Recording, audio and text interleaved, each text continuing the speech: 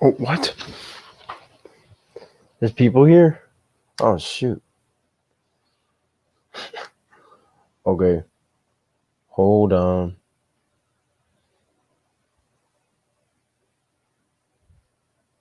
I'm live? I didn't even realize. Do you see the tab?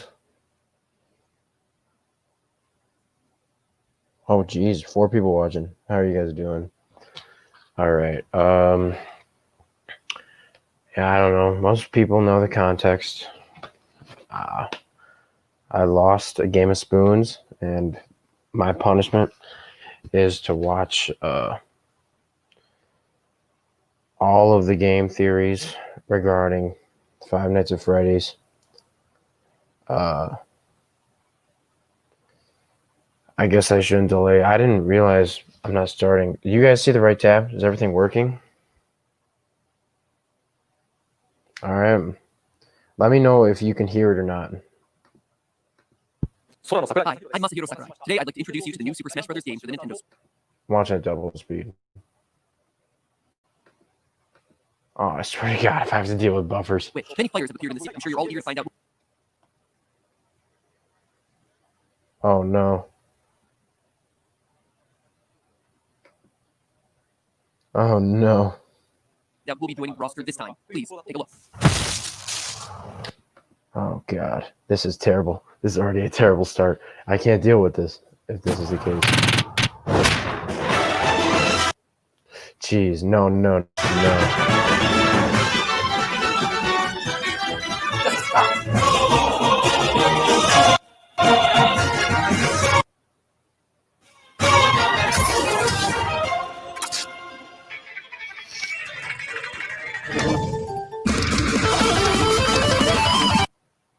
I'm not dealing with these buffers.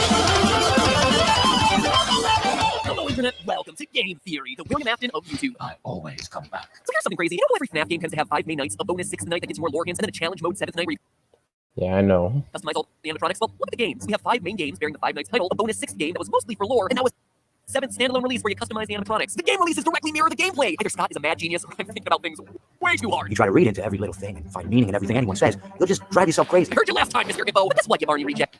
Reading into every little thing is the only way to have this series make any sort of sense whatsoever. Case in point, today's episode. With the final novel out and Ultimate Custom Night kicked to shreds, it finally feels like the story of FNAF is at its end, or at least the Afton storyline is at its end. The series will probably come back to tell another story in the same universe later. I mean, it's exactly what Scott did with FNAF 4, the quote-unquote final chapter, of the original FNAF story. This is what you did there, Scott. He did the final chapter of the original story. But oh no, friends, he wasn't done. He even ended that teaser with a question mark. You brighten that screen up enough. Man, Scott, you really wanted to leave the door open for more games in the series, didn't you? You were milking it more than I was. Or I guess we're both milkmaids at the teat of Freddy Fazbear. Anyways, they say in FNAF world, the pieces are in place for us. So it's time to take one final step back and put every single one of those pieces together into this, my final timeline for the final FNAF game. Understand it, Michael. Let me save you some work if you write the images you see on screen right now. You'll see that there's a question mark there, since, you know. I always come back. And if he comes back, well, I gotta pull myself a Samurai Freddy and pursue the anime Fox of Truth wherever it may lead. Let's do this. Now, putting together a final timeline of events for the series is incredibly challenging and requires us covering a lot of really minute details from literally every element the series has ever released. This is my longest, most involved theory in 7 years, covering every square inch of the series. So fair warning that this episode is not for the faint of heart. It is extreme. A way for me to simultaneously flex my knowledge of the minutiae of the series. What if my water?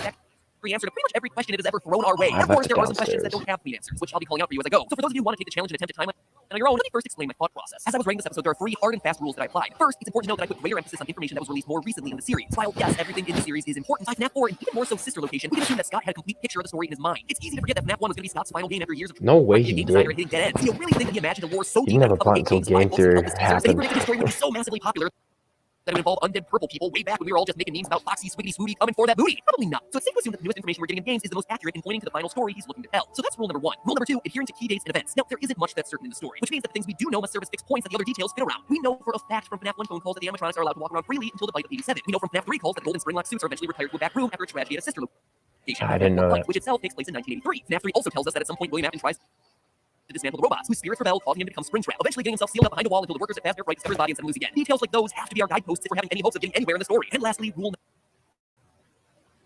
number 3, realizing that this isn't just a simple linear timeline. It's clearly established in the games that multiple Fazbear locations exist at the same time, and that the events in one affect what happens in other locations. For proof, just look at Phone Guy in FNAF 3. Welcome to your new career as a performer/entertainer for Freddy Fazbear Pizza. Right now, we have 2 specially designed suits that double as both animatronic and assist. After learning of an unfortunate incident at the sister location involving multiple and simultaneous spring-lock failures, the company has named the suits temporarily unsafe for employees. This not only tells us that the first Freddy Fazbear's Pizza had 2 golden suits, but also that the first Freddy's was open at the same time as the FNAF 4 Freddy's. The spring-lock failure in the FNAF 4 location prompted the yellow suit to be retired in the FNAF 1 location. In short, a lot of these events overlap. Restaurant often stay open for years beyond what we see in the games, and everything weaves together in a way that's much more complicated than simply saying, this restaurant opened, kids died, it closed. The next one opened, kids died again, it closed. In all honesty, I suppose you could simplify it to that level, but we're not going to. I'm holding What are myself you to a higher saying? standard. A slightly higher standard, but a higher standard nonetheless. So with those three logical rules in place, let's get analyzing. To begin, we have to identify who William's first victim was. Now, I covered FNAF a lot, but in all my theories, one thing has remained consistent since FNAF 2, that the puppet was first, Henry's daughter. She is the What's character funny in all their about it? lives, so it just makes sense for her to be victim numero uno. But outside of that, it's always been just an assumption. And now that we've seen the event actually take place in the games, I think I've been wrong about it this entire time. Think about it. We have proof that William kills Henry's daughter in FNAF 6, but as I talked about in a previous theory, we see that later that night, Afton goes to a place called Junior's where he's turned away at the door. Now, why would Scott show us this? FNAF 6 was all about tying up loose ends. He's not just going to throw in a random bar to establish that the Mustard Man is an alcoholic or anything. He's doing it to establish a timeline. The only time we hear of anyone being turned away from any building for any reason in the series Who is is in FNAF 2. Robo? I understand that no one on lockdown, no one's allowed in their house, especially concerning any previous employees.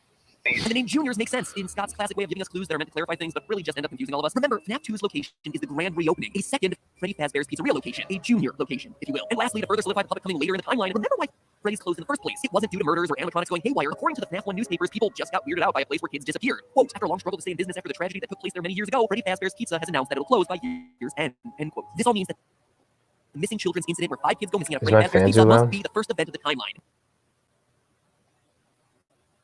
William Afton uses the spring body suit to lure 5 kids to the back employees-only safe rooms that we hear about in FNAF 3, hiding their dead bodies in the animatronic suits. We can even figure out the order of who was killed when based on clues hidden in Ultimate Custom Nights. We know with 100% certainty that Chica was first based on one of her death lines. Sorry, Michael, that's just That's about as explicit as it can be. From a unavoidable. storytelling standpoint, I hate that Chica's first because it really should have been Golden Freddy. I don't even know what to say, dude. On Afton in Custom Night, but whatever. Chica, aka Susie, is death number 1. She's lured away by Afton, telling her that her dog died. We see it in FNAF 6's Free Maze. We also read about it in 4 Closet. Oh, beside them was a little girl with blonde curls. I heard Daddy say he was hit by a car, but I knew it wasn't true. Bonnie told me it wasn't true. He said he found my puppy. And did he take you to your puppy? He took me, but I don't remember. My name's Susie. We even hear about it in the Chica anime cutscenes from Custom Nights. I told him that someone ran over his dog in front of my house. Jeez, Scott, I know we were all looking for answers, but man, you beat that one over the head, did ya? Not that I'm complaining, but that one was a bit overly obvious, and then all the other ones are just so damn obscure. Just gotta find a better balance here, man. From there, we know that 4 other kids get taken and stuffed into suits. We know their names based on the gravestones at the end of FNAF 6. Gabriel, Fritz, Jeremy, and Brass. Hey, who are we to judge what other people name their kids? Probably some celebrity's kid. Oh, you must meet my children. This is Apple, Audio Science, and Brass. All joking aside, though, loyal theorists will remember this last grave was giving me a lot of trouble during the past theory. You see, this book, the FNAF Survival Logbook, holds a ton of reveals about the franchise, but they're all I'm paying attention, Sometimes don't they worry. confuse, some left me stumped. But a few hours after releasing my One video of their cover book, names was Fritz. the mystery was solved by the brilliant deduction of game theorist subreddit user DPowerful1. DPowerful1 used the numbers that I found, 52, 39, 15, 72, 10, 11, 8, and 11, and put them not into an alphabet grid for ciphers like I've been doing. Hey, but is the this book was clearly monetized? empty You guys words, have and to put them watch into the an word ad search before called this? Using the numbers as coordinates in the word search, you could spell the name Cassidy, a name that must belong to Golden Freddy based on the repeated use of Golden Freddy's signature line of "It's me" throughout the book, the gravestone imagery which lines up Oh, with the money. mystery gravestone at the end of FNAF 6, and a mention of Cassidy in the final FNAF novel, The Fourth Closet. And that would be more than enough proof, but it's not all. In the novel, Cassidy is described as a girl with black hair, and what do we see in the logbook? The puppet giving cake to a little girl with black hair. The only human child in the logbook, no less. And it's happening on a page talking about Bro, her they happiest made day, all a the direct reference to the animatronics happiest day in a game curvy. from FNAF 3 where the puppet gives cake to Why? Golden Freddy in an effort to release its soul. You can even hear a girlish laugh every time Golden Freddy is summoned way back in FNAF 1. Literally everything about this reveal lines up. Everything, of course, except for the pronoun of he being used to talk about the one It's who should gonna not add go throughout hours Custom if Night, which, there's as we established these many last episode, is referring to Golden Freddy. But buffers consider this, to Golden do. Freddy is a male character. He's Freddy Fazbear. He's Fredbear. At least regardless one of the more spirit extra that hour. so the gender confusion works here. Scott even used that to his advantage in the casting call, where he was specifically looking for auditions where, quote, the gender should not be immediately clear. It should work as either a young boy or a young girl. FNAF, teaching kids that gender is fluid, but only if you spend 4 years picking apart its obscure lore. Yeah, by the way, FNAF is 4 years old this August. It's crazy, right? Wow, I've been doing this for a long time. The last thing to say about Shut the fuck Golden Freddy is proving that he gets possessed here, at the first Freddy Fazbear Pizza location rather than in FNAF 4 like most of us have assumed in the past. You see, in Ultimate Custom Night, you get an item called a Death Coin that can eliminate one animatronic from the game. But if you use it on Golden Freddy, you don't eliminate it from the game. You just get jump scared by Fredbear, and then hear some strange sounds.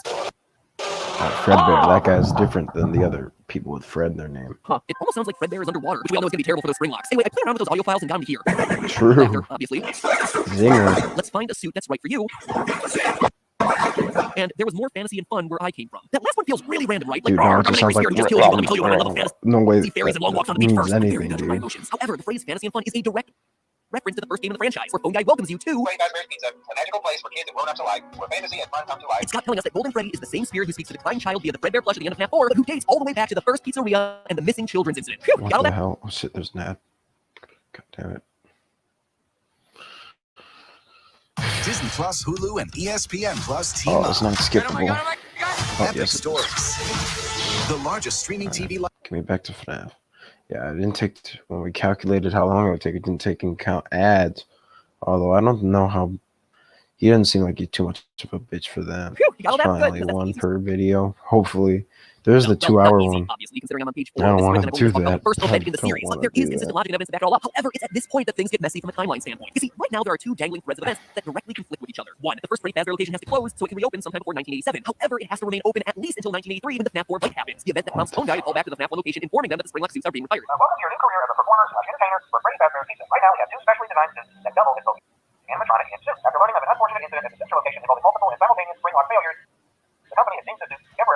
employees. This is important because Phone Guy later makes a point of saying that the spring bodysuit is still being moved, Management has also been made aware that the spring body animatronic has been noticeably moved. which implies that Afton is still using it to kill kids, aka the missing children's incident is still going on even after the blight of 1983. That will be fine. Oh, Except for jeez. number 2, according to I Canon only and knew sister it- location, Circus Baby's Pizza They World is probably open stopped after at the Freddy Fazbear's close. 187. Due to the massive success and What even more the so the hell? unfortunate closing of Freddy Fazbear's Pizza, it was clear that the stage was set, no pun intended, for another contender in children's entertainment. Again, this wouldn't be a problem if it wasn't for the empty girl's bedroom that we see in FNAF 4. As we established in a previous episode using the FNAF survival Yeah, logbook, the that crying won't child be is empty Michael for Afton, two. who That's make this messed up. his sister, Never mind. Elizabeth Afton, the girl who gets herself clawed and goes on to possess baby on opening day of Baby's Pizzeria. That's why she's missing and why her room is empty. But that can't happen if Freddy's is still open. And Freddy's can't be closed until the blight of 83 causes the spring locks to be retired so that Phone Guy can make his call. You see the problem there? Do you understand? By creating a timeline of all this stuff is so darn complicated. Anyway, to move forward, we have to apply rule number 1 that I talked about earlier and throw out some of the Phone Guy information in order for the events to work. Freddy Fazbear's first location closes in the aftermath of the missing children's incident. With no pizzeria to serve as his murder den, Afton tries to launch a new restaurant, Circus Baby's Pizza World. It's important to note that this is an actual restaurant and not the underground rental service you see in sister location. We'll get to that one much later. Based on the name, we can be confident that this place has a clown aesthetic, which makes it likely that all the animatronics who don't fit into the Freddy Fazbear series of restaurants were made specifically for this place. The Rena's, Balloon Boy, JJ, Dee, and of course, the Star Attraction Baby. Notice how they all even look alike. However, on day 1 of the restaurant opening, Elizabeth, Afton's daughter, finds herself alone with Baby and gets herself clawed. We know that it's closed on day 1, both from Baby's story and sister location, Did you know that I was on stage once? It wasn't for very long. Only one day. and from this hidden news story about a supposed gas leak posted on Scott's website in the lead up to the release of the game. This in turn explains a lot of the This weirdness is going on over in FNAF 4. Why Elizabeth's spoons. I would be why happy. Michael Afton has nightmares of animatronics with stomach Michael mounts, and why Lehman, William I'd be wants to live in his room happy. and has so many surveillance cameras following him around. He doesn't want what happened to his daughter to also happen to his youngest son. You see why it's so important for Circus Baby's Pizza World to happen before the events So of is FNAF 4 Afton a or good 1983. guy? A lot of pieces fit in place if it does. Anyway, Nah, he the kills aftermath of the tragedy, kids. He buries Baby and Never most of the mind. other humanoid characters underground in the facility that we'll eventually explore in sister location. The rest go on to the new and improved Freddy Fazbear's Pizzeria, which is set to reopen. But first, running parallel to all of this, and I mean all of it, is Fredbear's Family Diner. Not the sister location we visited in the game sister location, but the only sister location actually called a sister location by Phone Guy during his FNAF 3 calls about spring locks. An unfortunate incident Am I close We to know for a done? fact that Fredbear's Family Diner is the FNAF 4 location based on this purple hat Okay. teaser Play. came out with the release of the game. Oh Write my the image, look shit. down in the bottom right-hand corner, and fill in the blanks, and you get yourself property of Fredbear's Family Diner. We also know that it should fit here in the timeline because of one small detail that Scott made note of with the release of FNAF 4's Halloween edition. While Nightmare Puppet and Nightmare Mangle weren't canon, he made it clear that Nightmare Balloon Boy was. Now, if I'm right about Circus Baby's Pizza World and the red sheets design of its characters, then the crying child would have come across Balloon Boy. He existed at this point in the timeline, but because both the puppet and Mangle don't exist until the FNAF 2 location, neither of them would be appearing in his nightmares. Therefore, not canon. Therefore, the timeline continues to make sense. So at this point, we know how the story goes. William is working there as what appears to be a suit technician. Michael Afton, aka the crying child, has witnessed his friends and maybe even his sister get killed. I mean, he's even locked in the supply closet with what appears to be the body of Golden Freddy. safety is top priority at Freddy Fazbear's Pizza, which is why the classic sins are being retired to an appropriate location while being looked at by our technicians. At the end of the week, at his birthday party, he gets shoved into Fredbear's mouth by his brother, and crunch, he dead, son. The spirits of his dead friends, all 5 of them, remind them that they're still here You're for him. not funny. And the whole incident goes down in history as the blight of 83 based on both the TV Easter egg in FNAF 4 and the code in Sister Location's secret room. Oh, but again, it's here that we hit another little wrinkle. You see, in the FNAF survival logbook, it asks Michael whether his favorite ride was the carousel, a feature that was only present in the FNAF 2 restaurant. This also coincides with my hypothesis earlier about the Midnight Blowers minigame and Juniors being another name for Freddy's version 2. It would make sense that that place that he's going to is indeed him running out to the new Freddy Fazbear's location. But we know Michael has been in 1983 and that the FNAF 2 location is open in 1987 based on the paycheck to see in the game. Fortunately, though, there's an elegant solution this time. The FNAF 2 location is just open earlier than we thought. Remember, Fredbear's Family Diner being open doesn't preclude a new Freddy's location from also being open at the same time. The new and I improved don't Freddy Fazbear's remember Pizzeria that. is just open earlier than we all thought, at least as early as 1983, and continuing through 1987 when a new series of murders happen. The Blight of 87 gets it closed down. This all allows Michael to visit that place again, have the carousel be his favorite, but still die in 1983. Because William doesn't want to lose another child, especially since he's in his own killing spree, he puts security cameras everywhere and uses the illusion sound discs 15 first minutes introduced into this shit. in the Twisted One's novel to scare Michael away from the restaurant. That's what he means by he'll be sorry when he gets back. William is intentionally locking him in his room, giving him nightmares, hence why Michael is so scared by the time we see him in FNAF 4. Additionally, Ultimate Custom Night proves that the nightmare animatronics are just that. Nightmares, illusions. This time, there is more than an illusion to fear. I am given flesh to be your tormentor. Both these lines indicate that before they were just an illusion, they had no flesh. But now, in the latest game, they are real. So contrary to popular belief, these things were never real animatronics, just a glorified way for William to keep his son away from his murder locations. Except obviously it didn't work. Despite his best, well, maybe not his best, but definitely his most stalkerish efforts, Michael gets crunched and dies. A fact that becomes very problematic for the timeline, considering that Michael Afton clearly survives till the end of the games. We see him in sister location. We watch him. True, we hear do about see him him burning in in FNAF 6. sister. How is all of that possible if he's already dead? Surprisingly, there is a way to solve it, and I have the evidence to prove it. Sadly, we'll have to wait until next time. This ended up being a 12-page script, which there's no way that we can do all in 1 week. So in the words of Dee Dee, how unfortunate, this is the thing I hate to do, but the rest has to go in part 2. Anyway, don't worry, we'll get it out as fast as Thing possible. is, It's my already little brother written plays by these the games, and I subreddit. can In the meantime, though, make sure you just actually scare know that subscribe what button that to, is. well, I hear knows what it that does at this all point, but the it makes me feel good time. about the effort I put into this video. It's really nice. So make me feel good. It also improves the likelihood that you're going to see the conclusion of this episode, which is even better. And in the meantime, I if don't you have missed to my last watch FNAF series, this well, stuff, watch the do I? ones from FNAF 6. Linked on screen right now. Yeah, You'll need I them to really don't care. I'm understand not watching this. It's part 2 not of this part of theory my we get deal. more recent events. Now, if you'll excuse me, remember, that's just a theory. A game Yes, theory. I gotta go roll into recording part 2 right now, so I'm gonna go do that. Yeah, final FNAF theory.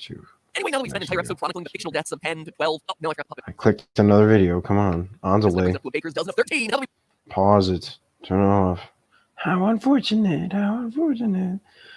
Dude, it's this early and I'm already feeling a little hysterical. I clicked the next one. What? At Libman, we help you clean away life. Okay. Oh yeah, by the way, I think the list is in reverse order, like chronologically. So So you know. Also, I don't care if this is entertaining or not. This is just for proof that I did it. This is all just a lost bet, you know what I mean? So how would you play? How would you fucking play? Oh my god. It's toy map at the high school years. This is gonna be terrible. I'll tell you right now, this is gonna be abysmal.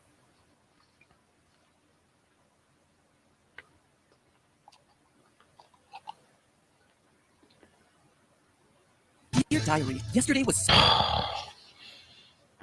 amazing. I met such a wonderful guy, and I know just how to get him. He'll be mine by the end of the day. I just know it. I'll tell him that I've solved the lore of his games and constructed a timeline. And once he's there, I'll have him. And once I have him, he'll be mine forever. There's only one thing that could possibly go wrong. How can Mangle be walking around in FNAF 2 before all the animatronics are possessed? How can Springtrap be experimenting with the remnant we sealed in a wall? Answer me! I don't know. That's exactly what I worry. It's almost like No! you read into the game too much. Hello, Internet. Welcome to Game Theory, getting burned by hippos since 2018. Not every story has to have significance. I You don't know know, what sometimes, that sometimes a story is just a story. You try to read into every little thing and find meaning in everything anyone says. It'll just drive yourself crazy. Kinda harsh there, Scott. Speaking of stories, last FNAF Theory, I was at the lowest of lows. The survival logbook threw a lot of weird curveballs into the lore that I don't think anyone was really expecting. Reveals like Michael Afton being the bike victim were interesting, but also really difficult to explain away. And that's where things sat until now. With both the release of the final FNAF book, The Fourth Closet, and what seems to be the final FNAF game, Super FNAF Brothers Ultimate. They're all here. And now with both these releases, we're finally in a position to see all the pieces working, which means one last examination of the franchise from top to bottom. Starting with Custom Night this week, and then next week stepping back and looking across the entire timeline to see if we can wrap things up in a neat blood-soaked bow now that we can see all the events and key players. So step through the curtain, fun time, Foxy, because the show's about to start. It's time for me to pull a candy cadet and tell you a story. A story of anger that never dies. A story of never-ending suffering. I'm not just talking about me trying to write these theories. Today, I tell you the story of how Ultimate Custom Night ends the FNAF franchise in the same place where it all began. As soon as you start playing Custom Night, you can tell that Scott's up to his usual tricks. Yeah, that. But beyond being gaming's biggest troll, I mean, Scott has clearly taken a game that most of us assumed was just a fun little add-on capstone to the series and has used it to deliver a full-on 100% canon addition to the franchise, complete with huge lore reveals mostly hidden in character dialogue once you die, which is pretty nice considering you die a lot in this game. A lot. Oh yeah, I totally let Nightmare on kill me at 3 a.m. on purpose. I just really wanted to see what This she would say in this video case. could probably be 6 minutes There's if you were I did it for the lore. like I did it this. for the lore. Through these death lines, we can immediately start piecing together what Oh my god. I don't know. You get more money. exactly is going on here. It's The first not set of lines reveals that we're powerless to just escape. one And I will be making music together for a long, long time. Dude, this is gonna corrupt my recommended so much. Seeing you powerless is like music to me. More voice lines indicate that not only are we here for all eternity, we also can't die. Or maybe more accurately, we can die just over and over and over again. What a gift to relish, a victim that can't perish.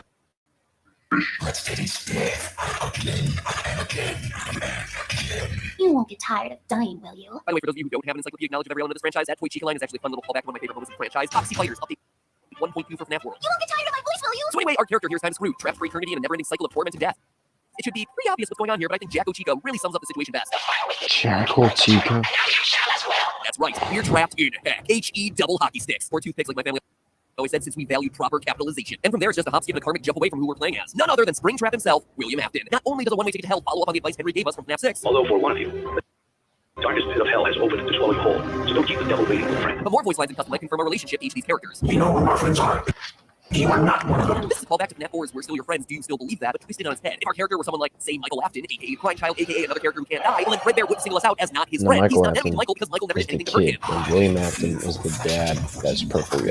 I William think Afton that's killed how his it daughter, goes. who goes He knows that from the Carry on here is books. a dark reflection of the puppet, thereby confirming that we're playing as William Afton. Even Ballora offers some clues that we're playing as William. Admit it, you wanted to let me in. Ballora's song and sister location was all about William hiding behind walls in the aftermath of his child's death, which left an empty room and an empty tomb in his life. All I see is an empty room, no more joy on an empty tomb. He shut everyone else out, but now that we're in William's personal hell, she's able to call him out for all his hidden feelings. William wanted to let the woman that Ballora represents in, but he just couldn't do it thanks to his grief. Hence her calling him out for his real desires. You wanted to let me in. So we're a murderer trapped in a personal hell of our own creation, forced to deal with the sins of our past for all eternity. Sound familiar? It should. It was my first ever FNAF theory. No joke, way back in episode 1 of the FNAF series, I predicted it was a game about someone trapped in purgatory, tormented by their crimes for all eternity. Granted, the series had only just begun and the theory tied everything back to a real life string of murders, but it's actually really awesome to think that we've come full circle. That from a theory standpoint, at least these videos have circled back around to where it all began. It's what? A beautiful, horrific, child murdery bookend of a story. So thanks, Scott. I have no doubt that you structured your franchise's final send-off that way just so I could have an I told you so moment at the very end after years of getting thwarted by your twisting story. It's very nice of you to throw me a bone. Might as well call me Mangle. More on that next week. But of course, it wouldn't be FNAF if things were just that simple. No, it's not good enough for William to be held in a perpetual state of agony. There's something keeping us here. Looking through all the voice lines, This guy there's one is other entity that's mentioned over and over probably again. The one you richer should not than kill. Mike. I am remade, but not by you, Mike. by the one you should not have killed. My mom, my dad, and aunt. Excuse me, what? The one I should have killed? You mean Voldemort? Oh, sorry, got him confused with You Must Not Be Named. But This seriously, is what the he does one for I a should have living. killed in a franchise Just piled high with put that underage out bodies. there. Okay, yeah, sure. All those other kids, nah, they deserved it. But that one right there, yep, should have touched him. Now you're damned for all eternity. Sucks to be you. Anyway, this is the big mystery of the game. Who are they talking about? Well, by picking apart clues from all sorts of different locations, we can start piecing together who this one who must stay vague for lore purposes actually is. First, from the rest of the voice lines, we can identify that this character is a male. Notice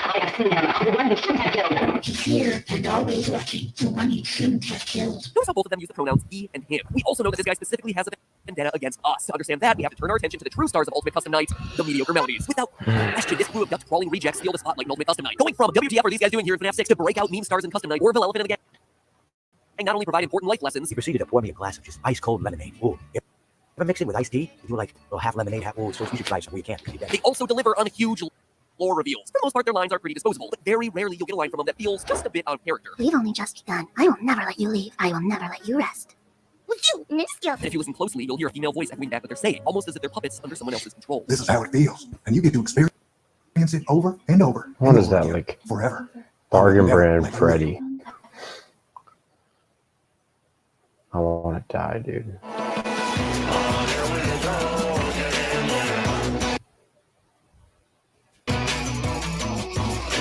What? Skip. What? Okay. Okay.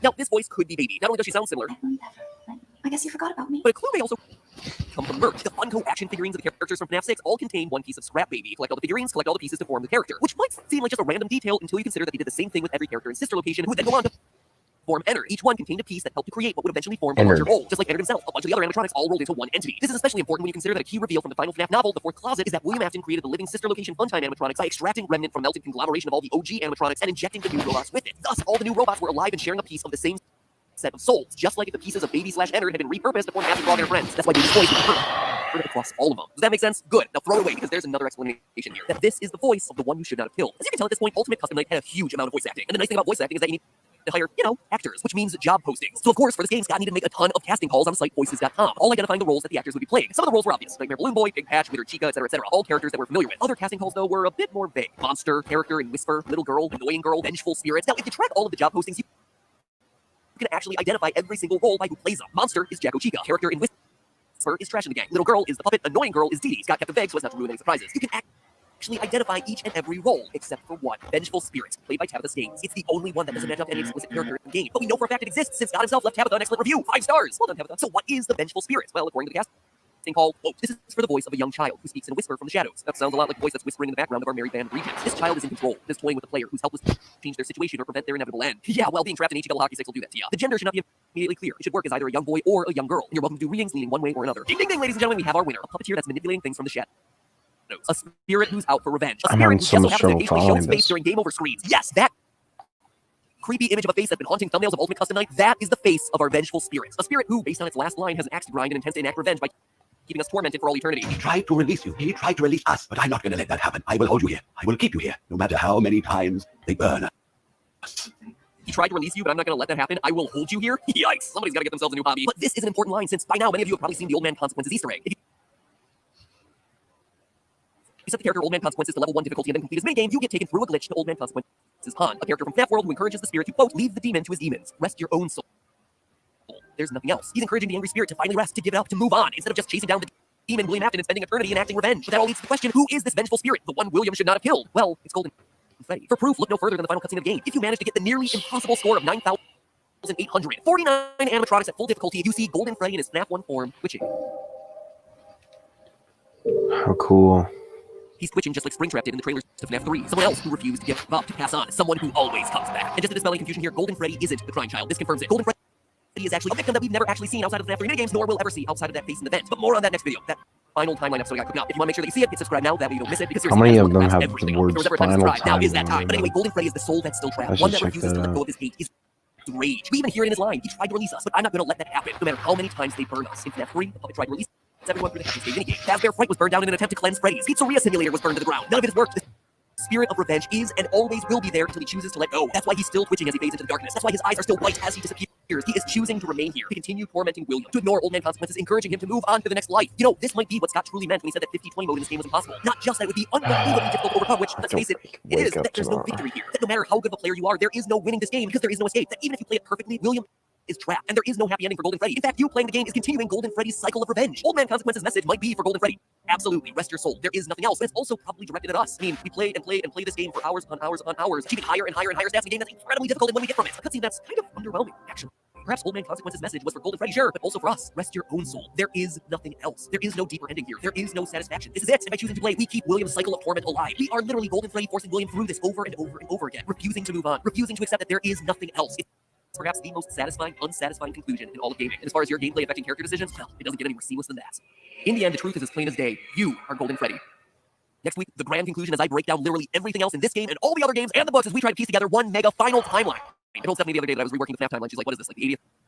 And I'm like, yeah, pretty much. So place your bets now as to where you think the events are going to fall. Make sure you subscribe so you're notified of a new video. And most important conclusion as I break down literally everything else in this game and all the other games and the books as we try to piece together one mega final timeline. I told Stephanie the other day that I was His wife is hot. I'm like, yeah, pretty much. So place your bets now as to where you think the events are going to fall. Make sure you subscribe so you're notified of a new video. And most importantly of all, remember, that's just a theory. A game theory. Thanks for proving me right for a change, Scott.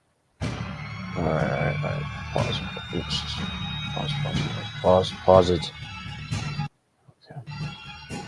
Pause it. Pause it. Holy. This stream is making it so slow. I got one more in me. No.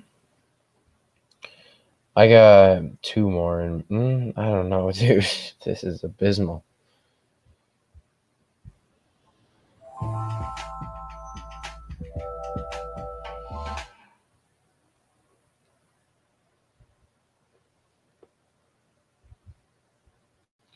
God. This is so terrible. This is so terrible.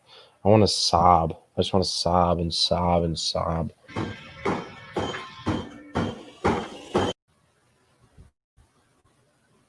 There's 38 of these. I gotta get like 7 a day. I'm not counting. Today doesn't count.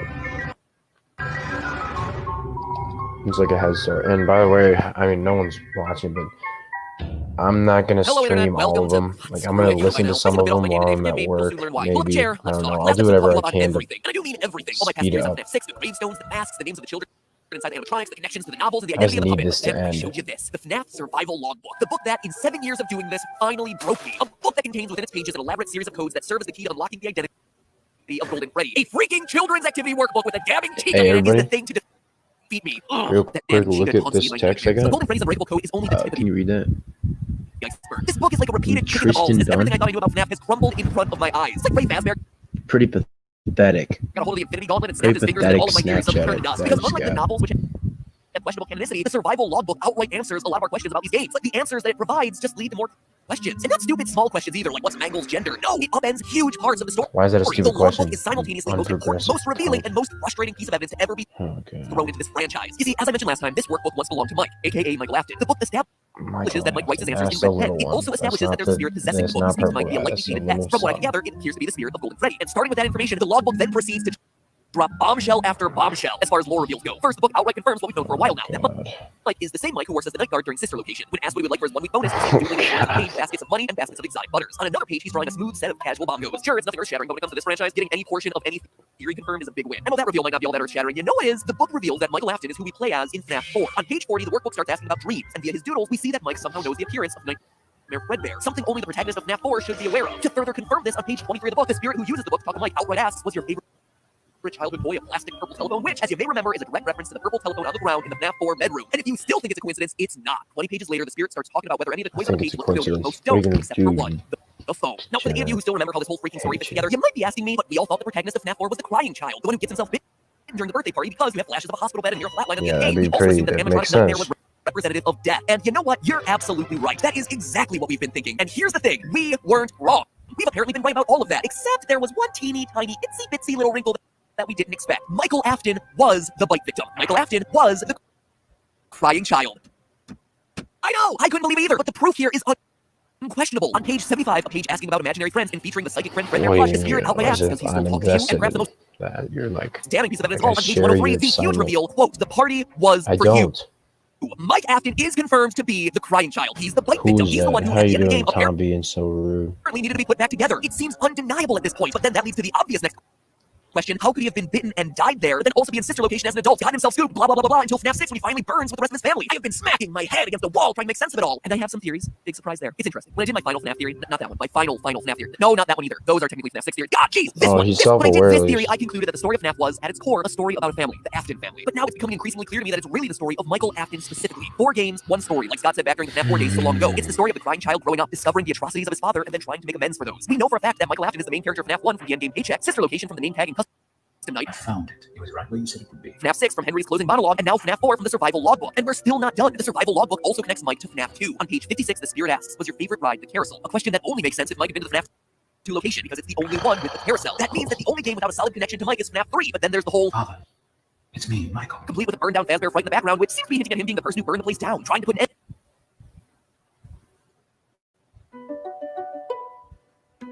Kids are Skip it.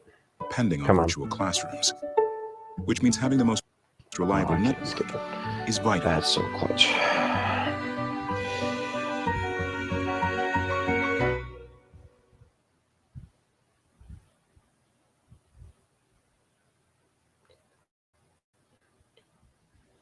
Burn the place down, trying to put an end to his father's reign of terror. Michael Afton even shares a connection with the dead children whose names appear on the gravestones. Going back to the survival logbook, see, I told you guys this thing was important. When the book asks about missing people on account of them being stuffed into animatronic suits, the spirit asks, do you miss them? It clearly connects Michael Afton to the other missing kids who go on to possess the animatronic suits. This means that Michael is connected to every game and every major character in the story. So let's update it to 6 games, 1 story.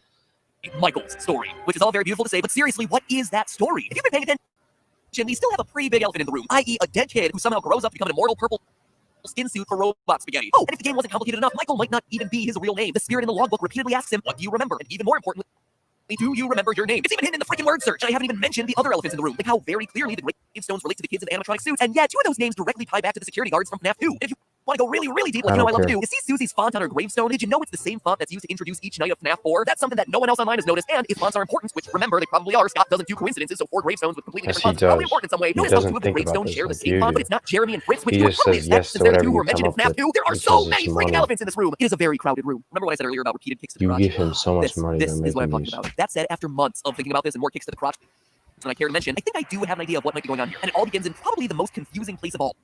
Midnight Motorist from FNAF 6. When I first spoke about this minigame, I said that the mustard man here was William Afton. I could tell that a lot of you weren't too convinced in my conclusion. And I'll be honest, I wasn't 100% sure of either, but it was the best I could do at the time. But now I am. I am 100% confident that that is who we're seeing here. You see, FNAF 6 is simultaneously the end of the story as well as the beginning. It's the end because, well, everyone burns to death. And it's the beginning because it's the origin story of the puppet. And as we know, everything begins with the bitch. She's the one that allows all the other animatronics to become possessed, as we see in FNAF 2, which makes the security puppet minigame pretty much the earliest event we ever see in any of these games. And we also know that it's William who killed Charlotte in that back alley. This is the origin story of the purple guy, complete with his purple car that we saw in FNAF 2, after all. But here's the detail I was missing before. If you brighten up the final screen of the security puppet minigame, you'll see tire tracks left by the purple car driving away from his crime. This leads directly to the events of Midnight Motorist, which happens immediately after his murder. Here's how we know this for sure. Not only are you driving a purple car, and not only is it raining in both of the minigames, so they're connected on both those fronts, but get this. Reddit user GP Aura found that this section of the game, the source files, is titled Later That Night, giving us the time connection we needed to know 100% that Orange Guy is William Afton. He killed Charlotte in the rain outside of Fredbear's, drives Wait, away, and Orange runs Guy is back home William later Afton? that night. Boom! Proven, locked and loaded. And looking at this minigame, knowing what we know now about Michael being a crying child, we know that the couch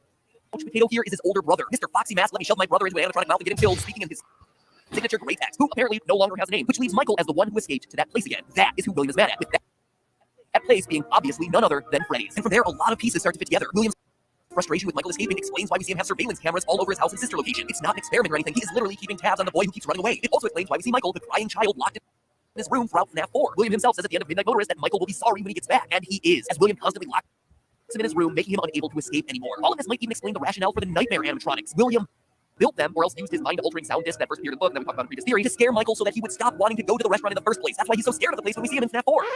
I'm literally in the recording closet right now recording this, and suddenly things started to fit together in a weird way. I'm just going to throw this in here right as it happened in my mind.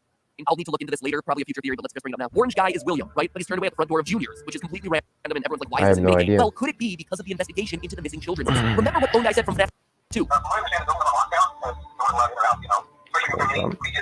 Afton is rejected at the front door of the building Because why?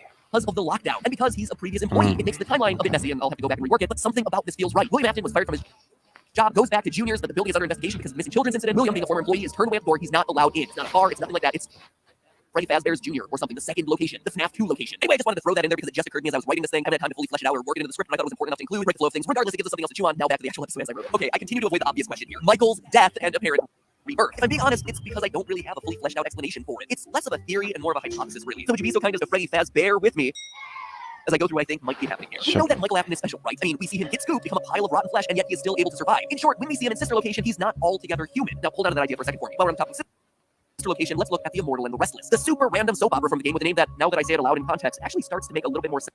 It stars Vlad, an immortal vampire who's dressed in purple who starts every episode saying, "Clara, I tell you, the baby isn't mine." And in FNAF, we have William Afton, a man who's apparently immortal enough to survive a spring lock failure, who, like a vampire, sucks the remnant out of children and who knows, maybe survives on it, and is represented by the color purple. It's actually a lot of similarities. So could the repeated lines of "Not my baby, the baby isn't mine, the baby isn't mine" actually relate to William's relationship with Michael? What if Michael isn't actually William's son? It seems like it would be a logical leap, but we know for a fact that Michael's real name isn't Michael. Remember what the logbook said. Do you remember your name? Well, of course he does, logbook. He wrote it on the front cover, Mike, unless, of course, that's not his real name. So you got all those details? Good, because here's where all this random observation comes together. In the novels, one of the big overarching storylines is that the main character, Charlotte, had a twin who was kidnapped by Springtrap when she was younger. At the end of the second book, it's revealed that the twin wasn't actually kidnapped, it was her, which seems to imply that Charlotte and her twin were one and the same, or were somehow interchangeable. Then, in the final pages, Charlotte dies from a spring lock failure, only to miraculously come back to life unscathed in the next few days as if nothing had ever happened. There are also a lot of clues sprinkled throughout the book that William Afton has the ability to create hyper-realistic humanoid robots. I even mentioned that briefly during a past FNAF theory. I haven't So it's like not how I think the main character of the book supernatural. series is probably a robot. But again, those are all theories Is that from other where you're days. Long going story there? short, everything seems to point to Charlotte in the books being an AI. Maybe at one point she was a person, but she died or was kidnapped at an early age, and ever since her personality has been programmed into a computer where she's now able to be replicated over and over again into a super advanced robot that's somehow now able to grow and develop. I didn't write the books, okay? Now, obviously, the two are vastly different canons, but the games and books do relate in a lot of ways. And we know in the games from William's daughter Elizabeth that full-on personalities of individuals can get programmed into AI. Elizabeth goes on to possess the spirit of baby. So what if Michael is just one of those? Sure, he was killed in the bite of 83, but when William promised to put him back together, it meant Sure literally he put him was. back together. Find a way to piece him back together using some combination of robotics expertise and miracle soul juice remnant. That's how Michael dies in FNAF 4, but somehow comes back to life in later games. It's how he's able to get scooped, get a bunch of robots spaghetti shoved into him, and then still survive when the robot spaghetti gets puked out of him. It's why he would no longer be able to remember his original name. And after he realizes the truth about what he actually is, that he's no longer human, he decides to end it all in the Inferno of FNAF 6, after having done his best to set the souls of his former friends free. FNAF 6. Oh boy, that is a lot. And between all these reveals and last week's code, there is a ton for us theorists to start chewing on. But now you get an idea of why I've been beating myself up for months trying to put this whole thing together. It upends mostly everything that we thought we knew about I hate you. franchise. Sure, it answers some of our questions like Midnight Motorist and a bit more about FNAF 4, but it opens the door to a lot of new avenues to explore. Anyway, the final book of the FNAF trilogy, The Fourth Closet, is coming out soon. I know a bunch of it leaked online already, but I'm trying to stay blind to it so as not to spoil anything in my theories. And even more exciting, Scott is releasing Ultimate Custom Night soon. So between those two, I am certain that there'll be more clues on the way, helping us come to a final conclusion to all of this. Then she's your heart all over again. So until then, remember, it's all just a theory. A game theory with some game hypothesis thrown in there for good measure. Thanks for watching. By the way, if you like the FNAF theories and you haven't checked out our One theories or on two more. Scott, well then what are you waiting for? Check it out. Petscop is a lot like the new FNAF, except even more obscure and even more creepy, but We'll see how. Oh, these are pretty short so anyway, ones. that theory's to the left. And if you have any hopes of ever I achieving got a final another answer as to the 20 lore of this minutes in me. franchise, we you know what can you're gonna have to do, and that is jump scare that I subscribe really button. should You got do 5 seconds to do it three for the video. I don't know if I can.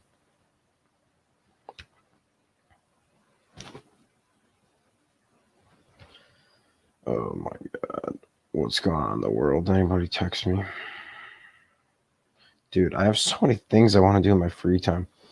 I play Dungeons and Dragons and I have people, like, I have stuff to write. That's it. I give By up. Scott, tomorrow. believe me, I can't solve FNAF. I can't. I'm close. George, I really don't care. So Leave the darn stream. close. And this time, I This need is you guys to come in. terrible. Oh, here's a custom FNAF theme song.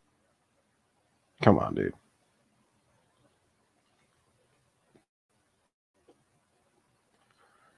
Oh, no.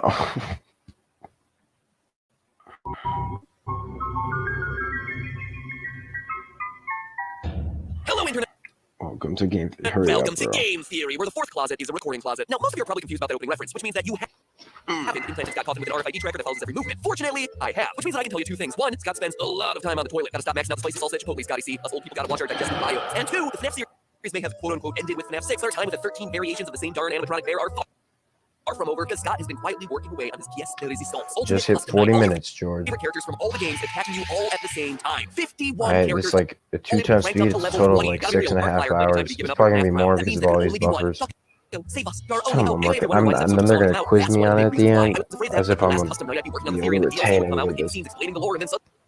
I'd have to contend with even more purple people puking up robotics and getting in the middle of the street. So based on Scott's playtesting, where right now he's averaging a survival time of 15 seconds, it looks like I may have an opening here. It's been a while. Let me remind you that we've already covered a lot of ground here in videos 1 and 2 of the series. Freddy's Pizzeria Simulator, otherwise known as FNAF 6, was created with the intention to tie up a lot of loose ends, both for Scott and for the game franchise. We learned that William's business partner Henry, who we were first introduced to back in FNAF World and later in the novel, does in fact play a role in the mainline series of the games. Henry is canon. In FNAF 6, he creates a simulated pizzeria to serve as a trap, luring in all the remaining animatronics. One could say it was a locked box that put all the pieces together. Henry then pulls a Thanos and turns everyone into an ashy pile. I'm not feeling too good, Foxy. Henry's name included Springtrap, aka William Afton, aka the metaphorical purple guy, aka William's daughter Elizabeth, Ennard, aka the combination of Molten Freddy / Melora / Funtime Foxy, your player character Michael Afton, aka the literal purple guy who puked up robot spaghetti, and the newcomer Lefty, like Wally, but with less robot lovey-dovey and more robot stabby-stabby. We learned through the hidden insanity ending and other in-game clues that Lefty is a containment suit built specifically by Henry to lure and trap the puppet, which is Yeah, possessed we by the learned spirit of that. his I daughter, learned who remains that. nameless. The I've insanity been ending also gives us clues as to how getting some water. You guys like go. OGs, sometimes are heated up and infused with remnants, basically sword juice that distracted kidnapped children. That was all just surface stuff. Through our analysis of the Fruity Maze minigame and clues from FNAF 2, we were able to piece together that this dead dog is probably Mangle, and that this is clearly not his daughter. Notice the eye color. That is not Henry's daughter. Notice the hair color, so it must be one of William Afton's victims. And that's pretty much everything we covered in my last 2 videos. But now it's time to get to the new stuff, starting with this girl. Not only do we know that this is one of William Afton's earliest victims, we also know that her name is Susie and that she goes on to possess Chica. That's right, so we can identify her based on this image. If you manage to find all the game's Easter eggs, you unlock the Lore Keeper certificate and a final screen at the end of the game on a hillside filled with gravestones. Graves with a very diverse set of names, 5 in the foreground with 1 name obscured and 1 in the back. Again, the name hidden from view. Trust me, I tried my best to pull a CSI on that one. Enhance. Enhance again. Enhance a 3rd time. Damn it, Scott! Anyway, this imagery should seem pretty familiar, right? 4 graves with 4 names, 3 boys and a girl, which perfectly matches up to our core 4 animatronics, 3 boy robots and a girl robot. To further solidify the point, look at how the graves are arranged. It's a pattern that's identical to the arrangement of the masks in the good ending of FNAF 3, even down to the girl character being 3rd in line and slightly behind the other 2. Coincidence? I think you know the answer to that by now. Then you have this mysterious 5th grave hidden off to the side. That one definitely contains the soul of whoever winds up possessing Golden Freddy, but more on that one later. And lastly, there's this one overlooking them all. Up on the top of the hill, that's the Henry's daughter, who watches over the rest. 6 main characters, 6 graves, and the same 6 characters that we see later during the happiest game minigame at the end of FNAF 3's good ending. In short, what the gravestone scene is revealing to us is who these victims are, with Susie as Chica. That also means Freddy is really named Gabriel, Foxy is Fritz, and Bonnie is Jeremy. It's also relatively easy to figure out the name of the class. Bonnie's Jeremy, everybody. This not through the games, but rather through the books. But the books are canon, I hear you saying, and you're absolutely right, they're not. But they're starting to cross over very heavily. For instance, the entire reveal of William Afton having a business partner named Henry, he was first introduced in Silver Eyes long before Sister Location ever came out. You ever wonder about this weird wolf poster hanging in the alley of FNAF 6? It's actually one of the twisted animatronics from the second novel, Twisted Ones, who are programmed to hide during the day by burying themselves in shallow graves, then dig themselves up at night to roam the countryside looking for innocent victims to gore. And wouldn't you know it, but that's exactly what we see hinted at in FNAF 6 minigame Midnight Motorist. By going through the game's secret exit and then plowing your car into this random area between the trees, you're able to get out in a clearing in the middle of a forest. And in the upper left corner of the screen is a pile of unmarked dirt. You can't interact with it, the game doesn't acknowledge it at all, but very clearly it is intentionally there. It's super random, right? It is until you read the Twisted Ones. Or have me read it for you, seriously, that's fine here. Page 74, quote, when Charlie reached the backyard, she stopped dead. Before her were 3 people. Dude, I have shit to do. Time travel. No. Inversion. The Let me skip. implications of this Can't are skip. beyond secret. Can't skip.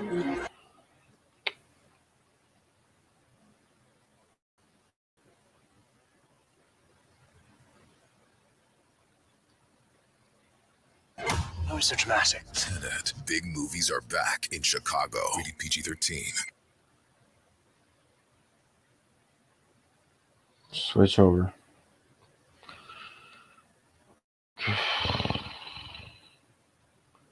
And before I her wanna were 3 be huge holes in the ground, alive. the I graves, don't something wanna climbed out of waste these. my And so time. clearly, even though the books aren't canon, there is significant crossover with the characters and events from the series. In the books, Henry had a daughter named Charlotte. In the games, Henry has a daughter who goes on to become a puppet. It only makes sense for them to share the name. Hence, gravestone number 5. But it's gravestone number 6 where, to be honest, after months of brainstorming, working and reworking sequences of events and analyzing imagery, I have to regrettably admit defeat. You heard that right. For the first time ever on the show, I have to throw in the towel. Now, don't get me wrong, I have a lot of leads here. Loose threads that I know go somewhere. I feel like I'm just a step or 2 away from putting it all together, but I just can't quite do it, and I hate to admit it. And honestly, that is the other reason why this video has taken so long for me to write and put together. I didn't want to admit defeat. I didn't want to come to you without a complete idea of what was going on, but honestly, at this point, I'm almost out of ideas, and I need your help, or maybe even a little hopeful nudge from Scott Cawthon in the comments to help put it all together, which honestly could be a very cool project for all of us to work on together. Anyway, let me explain. Grave 6 obviously belongs to Golden Freddy, and once you know that name, we'll finally be able to uncover the source behind the mysterious rookie messages of its V that have been popping up since FNAF 1. It is a huge deal. Here's the biggest twist of them all. We're not shooting in the dark here. Scott has already given us all the information that we need to solve what the name actually is. You see, the trio of novels isn't the only book that Scott Cawthon's released. Late last year, Scott released the 5 Nights at Freddy's Survival Logbook, an activity workbook for kids filled with things like simple quizzes about games, drawing projects, and writing prompts. The theme is that you're a new night guard at the Freddy's restaurant. It's adorable until you realize it's a book asking kids who their stuff would go to when they die a gruesome, horrific death trapped inside a furry suit. It's some dark, dark stuff. But perhaps the darkest part of the book is the damning Chica. Jesus Start to feel more than they've Christ. seen from page 1. It's revealed that this book Dude, was I'm so invested in immediately this. clues you in that there's way more here than meets Oh the eye. my Like Rabbit God. Hall's journal number 3 on blast. Basically, the 5 Nights at Freddy's Survival Logbook is a book. Oh, this is a pretty recent video. What the hell?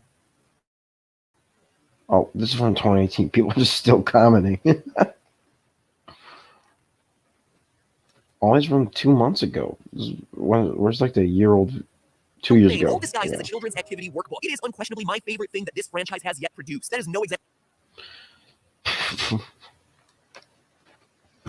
Dude, I just need to talk to myself and have fun with it. That's like the best I can do. It's the best I can do. Cool. The Oh problem my is, I can't God. solve it. Here's how it all breaks down. Several pages throughout the book contain faded text that says my name. Each of those pages with that text also has a numeric clue hidden. Not it. I swear to God.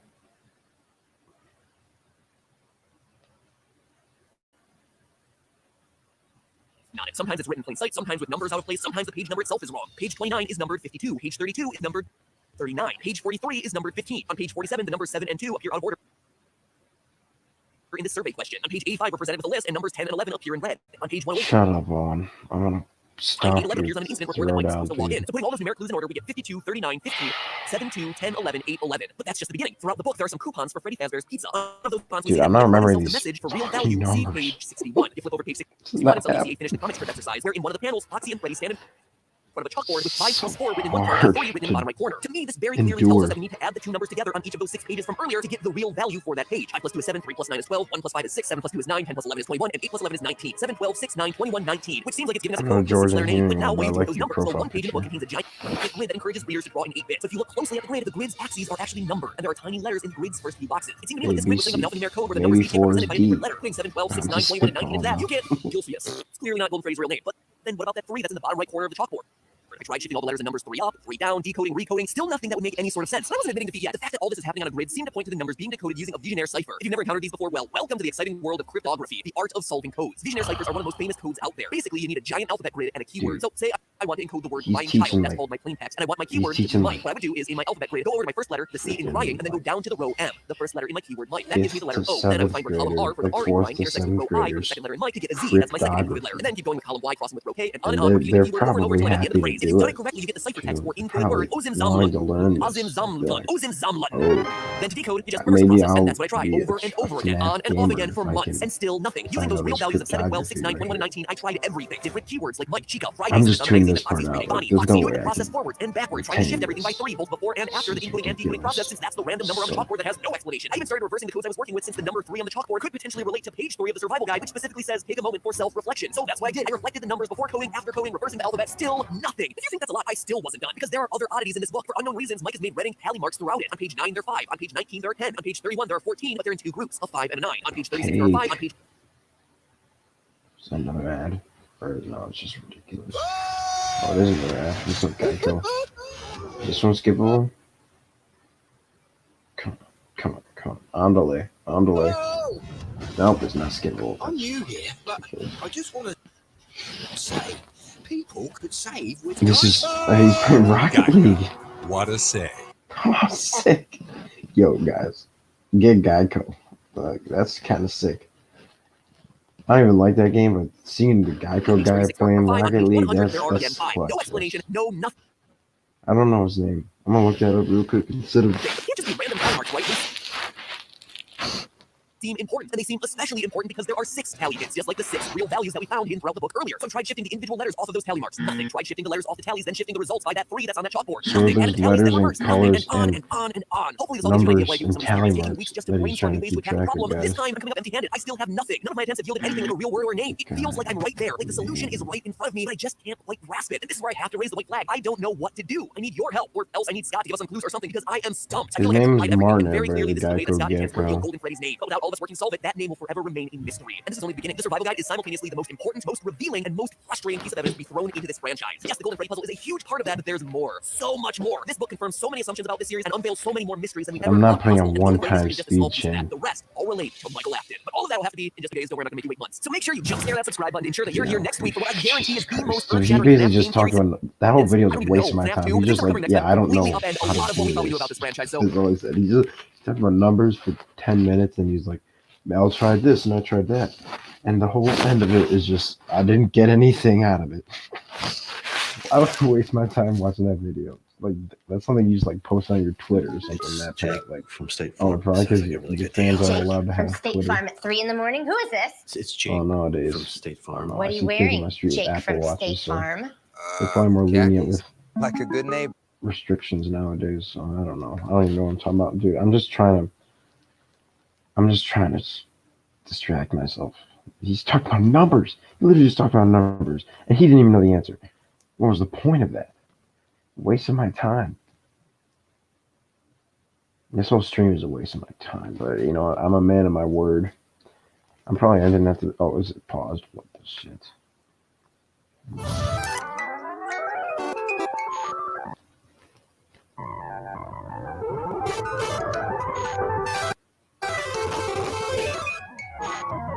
Hello, Internet. Welcome to Game Theory in 2018, a show apparently dedicated entirely to virtual boxes.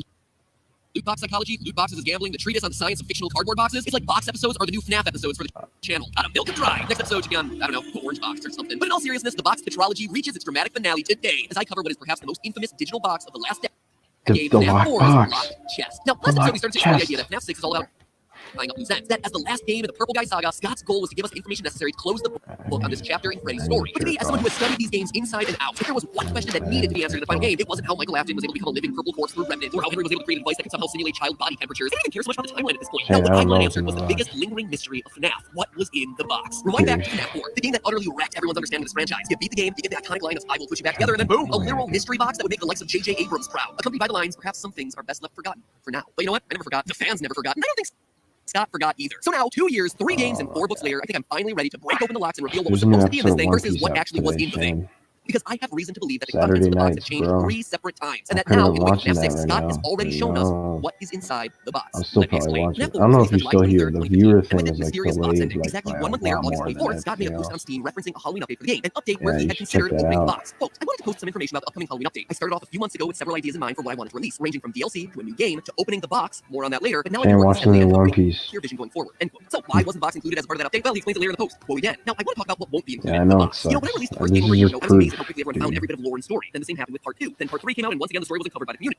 But then I released part 4, and somehow no one, not a single person, found the pieces. The story remains completely hidden. Yes, most people assume that I filled the game with random Easter eggs this time. I didn't. What's in the box? It's the pieces put together. But the bigger question is, would the community accept it that way? The fact that the pieces remained elusive this time strikes me as incredible and special. A fitting conclusion in some ways, and because of that, I've decided that maybe some things are best left forgotten forever. Dude, no way he Nearly has a month an after the release of the end, game, disappointed that the mysteries were staying hidden, Scott had He's already changed his literally mind just about what he wanted to do with this box. buying And I just gotta say, Scott, my man, you didn't even give me a shot at this one. You changed your mind about a game's fundamental mystery in a month? I mean, in that amount of time, all I could do was release a rushed out retrofitted prediction theory because I was stuck in con season when the game was released. Give a theorist some slack, man. So that begs the question of what he originally intended to be in the box. My theory: toys, a badge, a hospital wristband, and a picture of what eventually became known as the Afton family. The only time we would ever see them truly happy in this franchise. Remember, FNAF 4 was meant to be the final game in the series, and based on all the clues Scott left prior to the release of Sister Location, he absolutely intended for Freddy's to be a story told in the mind of a child. Maybe not so much in dreams, like dream theory would indicate, but perhaps in a coma or on the kid's deathbed. I mean, sure, let me be clear. Yes, there was absolutely a real-life string of murders informing this kid's visions, as evidenced by the puppet and the murder outside the restaurant. But I mean, look at what he just said in that Steam post. Most people assume that I filled FNAF 4 with random Easter eggs. I didn't. And now look at everything that lines up in this game. Toys that match the look and behavior of the toy animatronics. People getting shoved into some hidden in shadows that would probably look like a murder to a young child. A boy carrying a balloon to inspire Balloon Boy. Bullies who wear masks that perfectly match the I night. just have nothing but Bears, the shadows that video would literally of inspire my shadow cat animatronics, a completely mangled boy, company. the concept of a plush Bonnie that bites you, a child's phone, and a child's fan to simulate the night guard desk, people walking around in animatronic suits like Springtrap, a grandfather clock like you would find in your home going off to signal the end of the night. So the list goes on and on and on. And even though he moved on with the story, Scott still wanted us to figure it out, which is why on our October 5th, 2015 GT Live, Scott crashed the live stream, giving us explicit clues to figure it out. 4 games, 1 story, why is Toy Chica missing her beat, and what is seen in shadows is easily misunderstood in the mind of a child. All 3 clues again pointing to the conclusion of some sort of coma theory, with the box containing the items alluding to that story. Toys and plushies to show where all the ideas for the animatronics came from. A badge to show that this kid's father worked at the restaurant as a security guard. A hospital band to make it clear that the child was rushed to the hospital in the aftermath of the Fredbear fight, and a happy family that we see shattered in the aftermath of a stupid prank. This box is locked and hidden away in an attic or a basement when the child dies. The memories it contains are too tough to bear. But the line of "would the community accept it that way" is the key phrase in all of this. Scott knew that the story, as he envisioned it, would be controversial for a fan base that was literally comparing shades of purple across the series. He had a solution to the story that he wanted to tell, but was now trapped by his own success. People were too interested in his mystery box, which is why Sister Location and every I don't know if I can do this.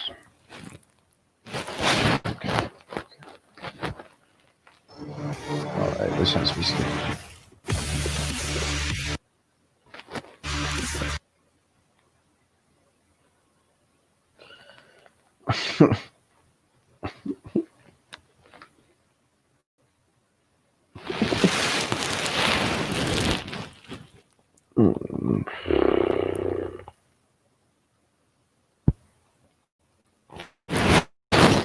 Besides more real-life events, scoopers, and literal purple people walking around outside. But before he got to that point, there was one other course correction. FNAF 4, the piddly-faced puberty of the franchise. A game that also, like puberty, everyone wants to forget, including Scott himself. And it was here that Scott tried to unveil the mystery of the box. He tried to